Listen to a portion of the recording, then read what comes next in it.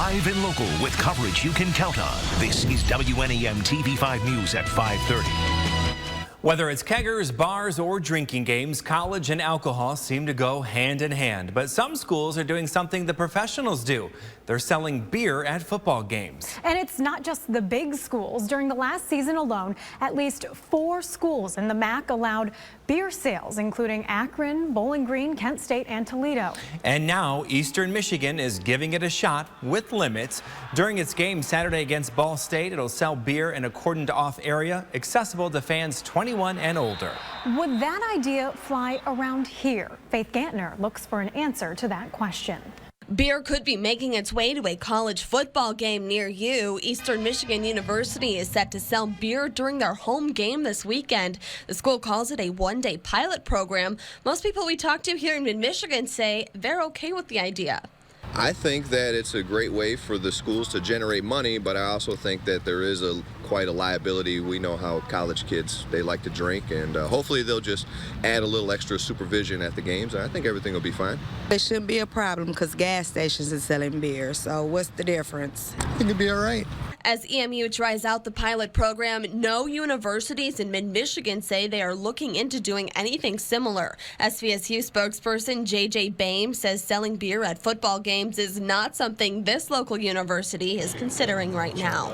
It does seem to be an emerging trend, just reading the literature of what's going on in higher education. So we certainly are paying attention to that in terms of reading the news, but it's not something we plan to do here at SVSU. Reporting from Saginaw County, Faith Gantner, WNEM-TV5. We asked people on Facebook what they thought about this idea. Opinion was pretty divided. Carol says alcohol and open carry at a sporting event? What could go wrong?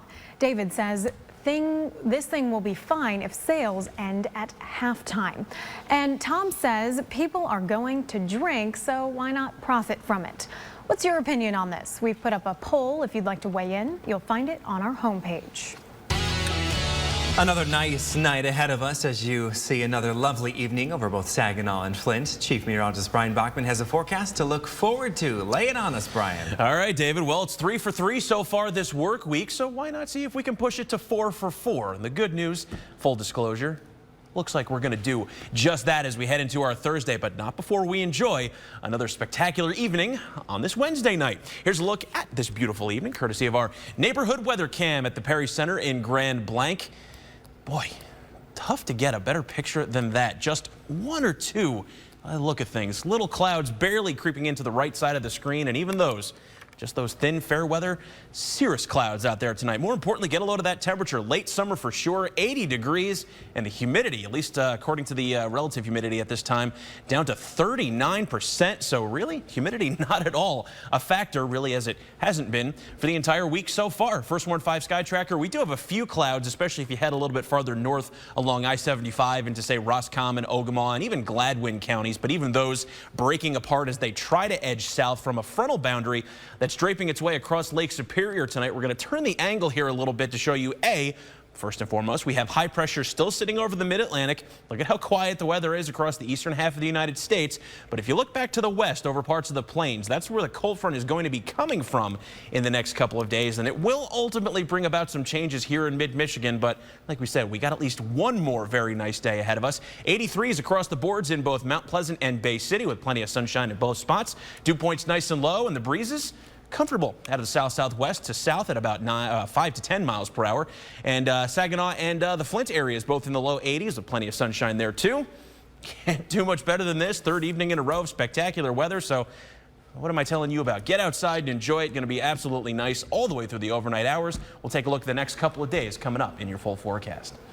Thank you, Brian. New at 5:30. It felt like summer across mid-Michigan today, but a breath of winter came breezing through the area. 4 Detroit Red Wings paid a visit to brighten the day of some patients at a local hospital, and our Craig McMorris was there.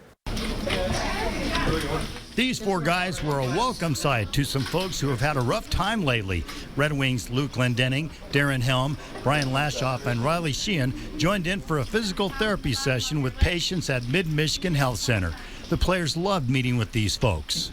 It's fun. I got to talk to some nice people, hear some interesting stories. Yeah, I mean, it's fun for us to be there, just to be a little encouragement if we can. You know, they seem to be doing all right and in high spirits, but it was fun to be there for sure. Even though we play a sport and kind of get knocked around a bit, you see everyday people have that kind of struggle to deal with, and it's pretty amazing. Some of those people are a little older than us, and you can see how tough they are 2 days out of surgery. As for the patients, this was a bright spot on a day that normally would probably be a little bit dark. It's cool. It's nice. You can let them get tortured too. That was nice. You have to sit through these physical therapies that made it go by a little faster. It kind of broke up the pain of the whole event.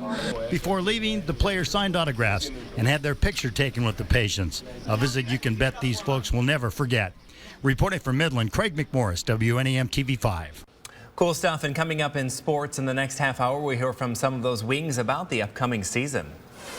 New details. Police have released a sketch of a person of interest in a reported assault. It occurred late August 19th or early August 20th at Soaring Eagle Casino and Resort near Mount Pleasant, where country star Toby Keith performed. The victim told police the man assaulted her near the portable bathrooms outside the gate of the outdoor concert arena.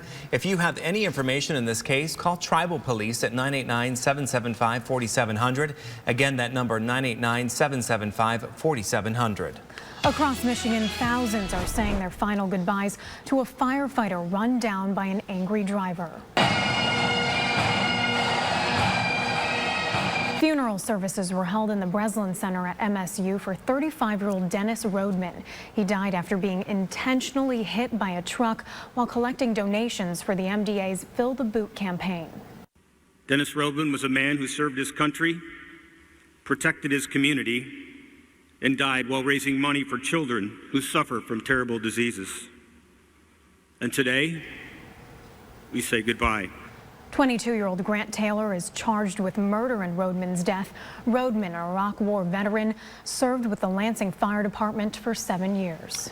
Is an anti-police shirt that reads "Expletive the Police" an expression of free speech? Oakland County Sheriff Mike Bouchard questioned on social media whether it was appropriate for sale, and then his post was removed by Facebook. Bouchard says someone forwarded it to him and he posted it because of the recent uptick in anti-police rhetoric and violence.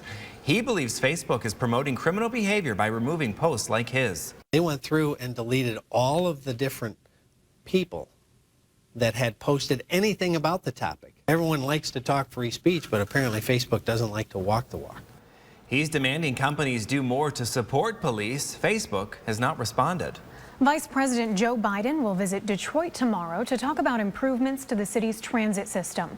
Federal money is being used to help build the Woodward Avenue light rail line from West Grand Boulevard to downtown. He should have a good audience. Most Detroit residents don't even own a car and rely on public transportation.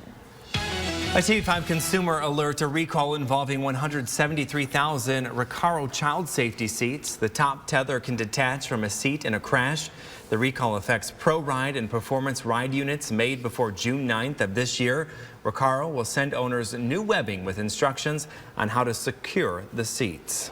A rolling meth lab presents a potentially new problem for local law enforcement. But what problems does meth cause for users? Tonight at 6, we'll hear from people who've been there. And beware of cucumbers. Some of them may be tainted with salmonella. The latest on the outbreak in your health.